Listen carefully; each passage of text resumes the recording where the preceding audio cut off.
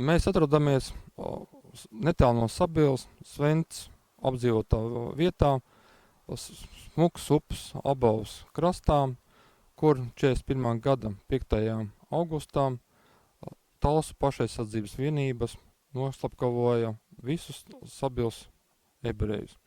Kopskaitā 240 cilvēks. Tā skaitā klāt viņiem bija atsevišķi kā bedrē izrakti Sabils psihoneiriskā dispancera pacienti. Kopējais skaits ir 116 cilvēki. Šeit 1952. gadā valsts ārkārtas komisija atraka šos masas kapus, saskaitīja upurus, kurus skaits sasniedza 760 cilvēkus, un pēc tam šeit tika uzstādīts piemiņas akmens tikai nogalinātajiem ebrejiem, ebreju draudzēji no Sabilas. Liecības par pašaizsardzības spēku cilvēkiem zvērībām šeit ir sniegušas un viņas ir dokumentētas Latvijas valsts universitātes holokaustikas nodaļā.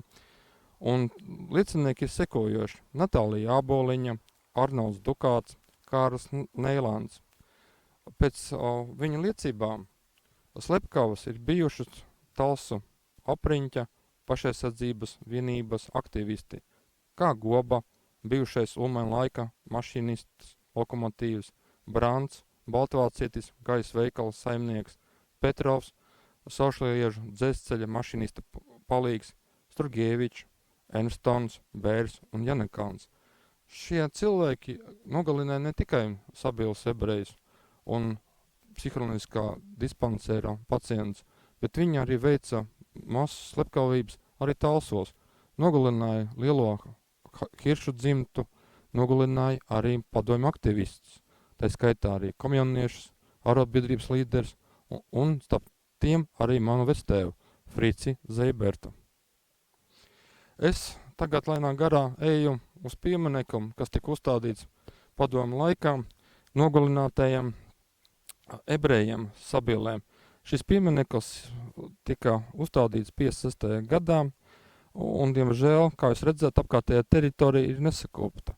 Ne Talsu novada domas deputātiem, ne Latvijas valdībai īpaši nerūp saglabāt mantojumu un vēsturi par to, kas notika Lielā Tīvijas kara laikā vai nacistiskās Vācijas okupācijas laikā. Tikai nesen, 7. augustā šī gadā par Izraēlas vēstniecības naudu tika uzcelts